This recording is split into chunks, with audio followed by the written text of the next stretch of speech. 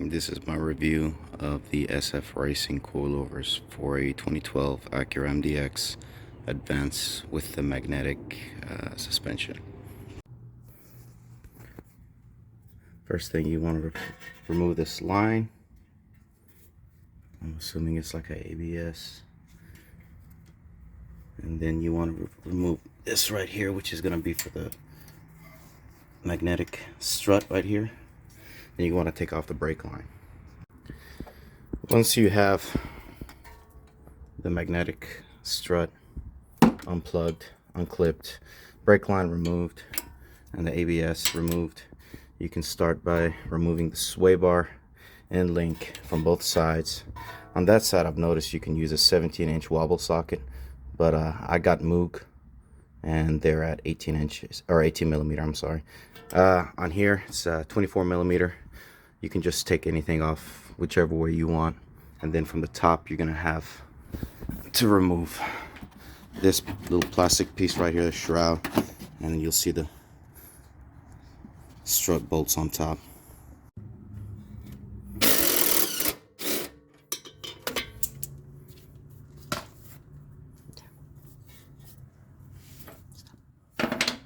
Alright, you need to raise the lower control arm with the jack if you can, so you can get the sway bar and link out.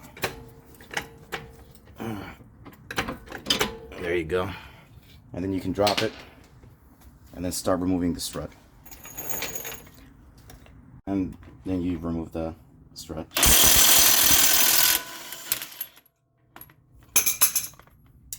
And you get the top bolt.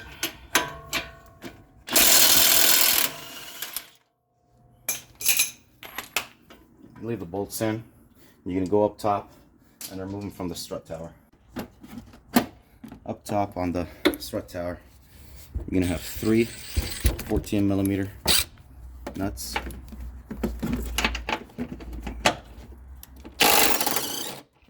just going to go ahead and remove them.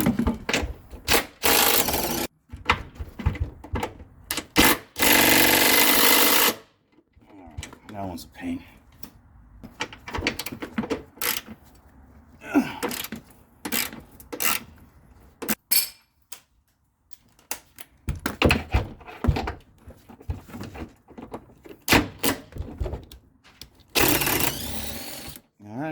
Alright, then what you're going to do is you're going to raise the strut back up so you can pull these bolts out.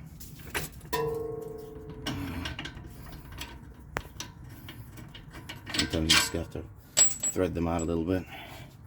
As impact if possible.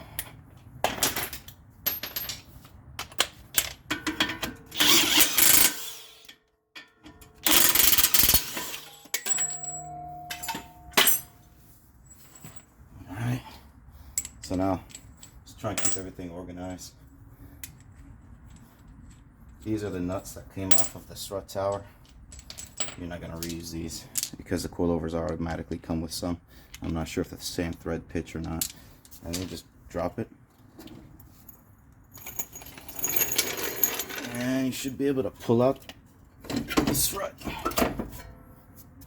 Alright, on your coilovers, they're usually the preload is already set, so you don't have to worry about that.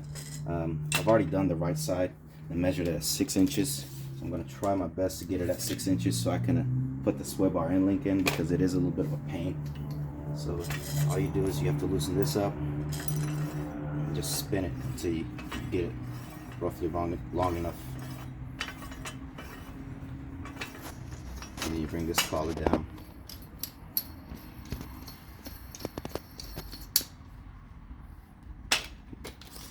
Measure it. It's got to look quite a bit more.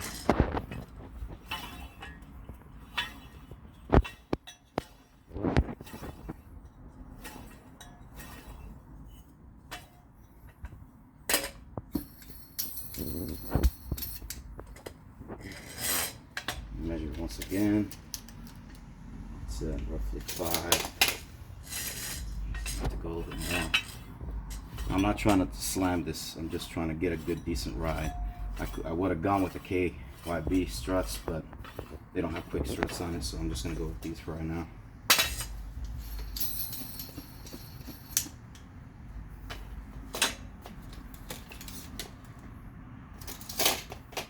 little bit more.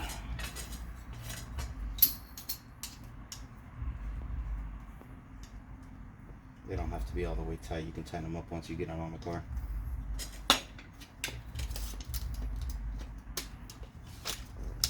It's a little over 6 inches. Just tighten it back up a little bit.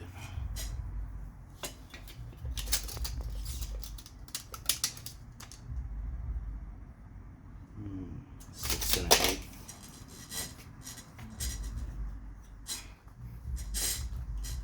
This thing got tight fast.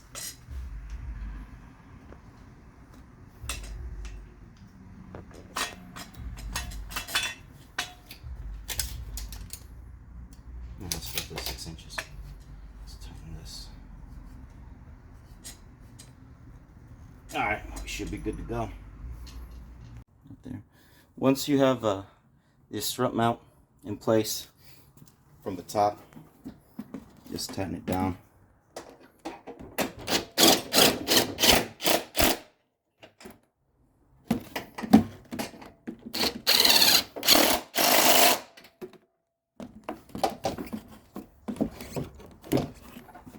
This last one's a little bit of a pain.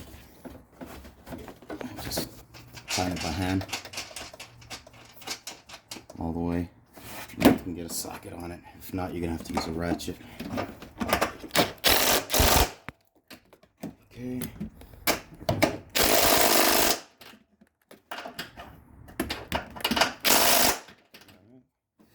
And then after that, you come back down here. All these lines you're gonna reconnect, but you come back down here, you put the knuckle back on, and go from there. And after that, you put your sway bar link on. When you try and put the knuckle back on the coilover, you want to use a jack just to make it a little bit easier for you. Sometimes you're gonna have to drop it a little bit just to get the bolt in. And once you move it around, everything will fall into place.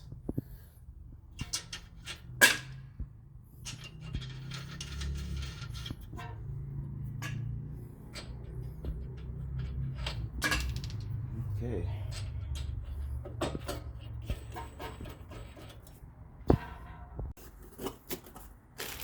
Now I went with moved sway bar end links because every shop I've worked at, we prefer to move over anything else. And if you look at the difference, they're quite a bit bigger, so you're gonna have better handling and better control. I replace these just for the heck of it, because every time I replace shocks and struts, I replace sway bar end links. And I mean, it's not that bad. This does have a little bit more play in it compared to the move. It's a lot stiffer. I like the fact that they have grease fittings in them, so it should hopefully ride a little bit better. Now to put these back on. Okay, we've got the upper nut on the sway bar end link. Now we got to get the bottom on, but since the sway bar sags a little bit, we're going to use a pry bar to raise it up a little bit so we can get the sway bar end link in. And that's all. You just put the nut on the back of it. Gotta really be careful with the sway bar end links, because for some reason the bolt strip or the stud strips on them. And tighten it up, and we should be good to go. I had to bend this back a little on both sides because it seemed like it was really in the way, and I didn't want to cause any issues. So we're gonna get the greasing right now. And on the rears, you want to remove the upper bolt on the shock, the lower bolt on the shock, and it's gonna be down here. There should be 17 millimeters. Then you want to remove the basket for the spring, and that'll give you a little bit of space to get to the sway bar end link. Okay, once you get the sway bar end link out, the basket bolt, the lower and upper shock bolts, everything should fall out of place. You're gonna want to unplug this. This is where you're gonna put your resistor. As of now, I'm not putting the resistors in, at least not yet, until I get this all put on and adjusted lengthwise. I it just has to be a piece of crap. Both rear shocks are blown. The two front ones are good.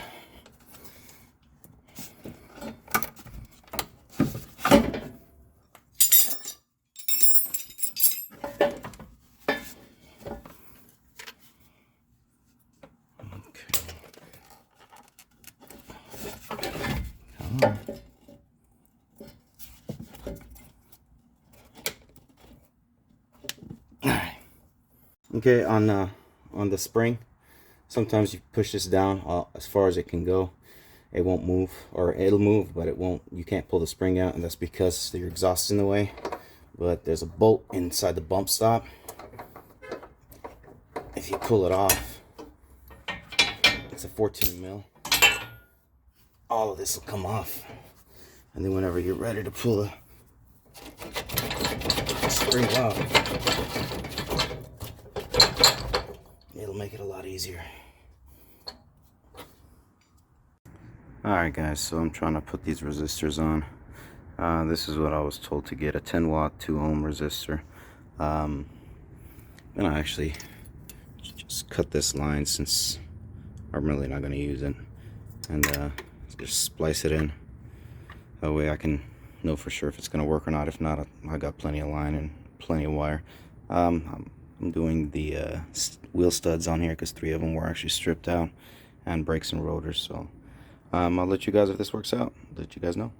My phone died while I was setting the preload on the rear springs. What you want to do is you want to set your height to what you want it to be. Lift the basket up with the shock removed, and once it's tight enough, I think it's about 5 to 10 millimeters worth of compression, then you install your shock and make sure it fits in nice and snug, and then after that you should be set. Another thing is, make sure to put your bump stop back on. Without it, it will bounce around. Trust me, I had that issue. Now for this resistor, I'm gonna go ahead and cut it again, and the rear, and install a new resistor and see how it works. So far, the ADS light's not on. Everything looks fine. The ride's not too bad, pretty smooth. Those SF Racing coilovers are, to be honest, I think a pretty good deal. Other than that, I think it would be a lot better if they'd have a little bit of instructions, not on how to install, but how to adjust dampening and stuff like that. And another downfall is it takes roughly 3 weeks to ship, but then a lot of performance parts take a while. I'm not sure why. But yeah, other than that, I say go for it if you can. Put the resistors in. That's if you have this comfort and sport button. Put the resistors in and you should be good to go.